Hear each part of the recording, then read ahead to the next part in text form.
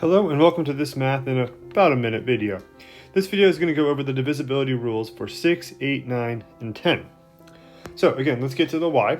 Our goal here is to break down numbers into their building blocks. Now what's nice with these numbers, 6, 8, 9, 10, we're going to be able to break these numbers down more quickly because we're using bigger numbers.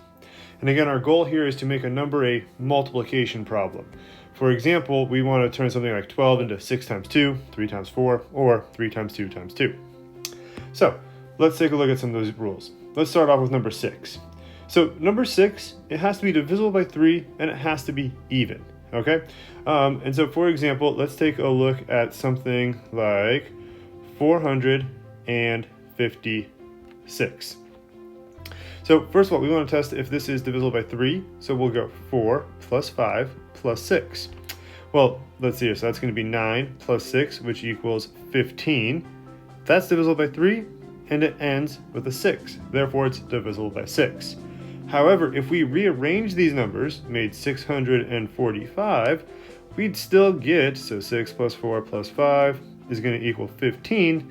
That part's good, but then this part is no good. So in order for a number to be divisible by 6, it needs to be divisible by 3, and it has to be even. All right, what about number 7? That one's a super complicated rule. So if you're curious, ask me about it in class, and I can tell you sometime. But right now, let's look at number 8. So for number 8, the rule is very similar to the one for 4, except that it has to be the last 3 digits that are divisible by 8. Now that can be kind of tricky, but hopefully you'll get something that looks like this. 7,816. Is that divisible by 8? I don't know. But if I look at these last 3 digits, I see what I see is 8 and 16.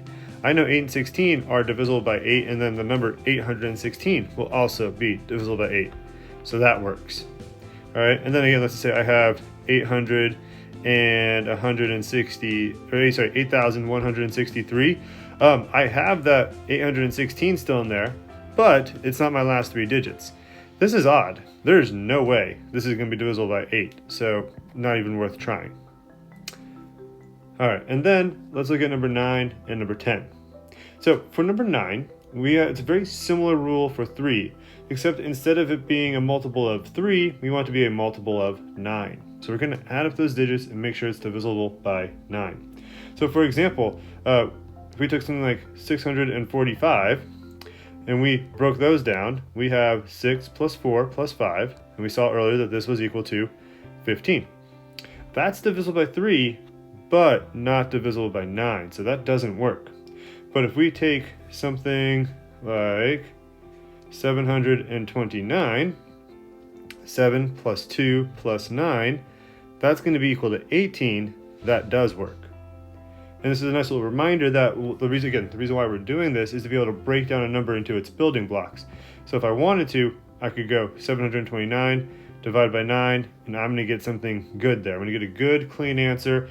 And since I'm dividing by 9, which is kind of a big number, I'm going to break down my number much more quickly than if I divide it by 3. Divide it by 3 again, maybe divide it by 2. So if we can divide by bigger numbers, it makes the kind of breaking number down a much quicker process. And then finally, how do we know if a number is divisible by 10? It just has to end with a 0. So super easy. 100, check, ends with a 0. And then if we have like 2002, fail. Doesn't work because it's not ending with a 0. So that one's easy enough. But anyways, again, our goal here is break down numbers into their building blocks. And these divisibility rules, the ones that I just showed you here and the ones I had in another video, just kind of help us with breaking down a number. So good luck with your homework or practice, and let me know if you have any questions.